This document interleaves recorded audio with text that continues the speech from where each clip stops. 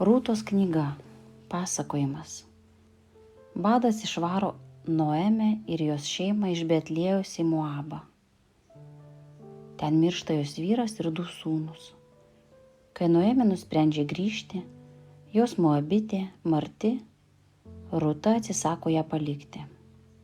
Rinkdama varpas, duoną išsikepti, Rūta sutinka tolimą giminaitį Bozą. Jos ištikimybės Noemei sujaudintas Bozas ryžtasi ją vesti. Rūta svetimšalė mergina, pasirinkusi Noemės tautą ir Noemės dievą, tampa karaliaus Dovydo prosenelė. Vyksmo laikas ir vieta. Ši istorija vyksta žiauriais teisėjų laikais Moabo žemėje, į rytus nuo Jordano ir Betliejuje.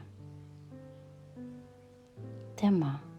Tai pasakojimas apie meilę ir ištikimybę, Dievo rūpinimąsi kiekvienu, kas juo pasikliauja, nepaisant žmogaus tautybės.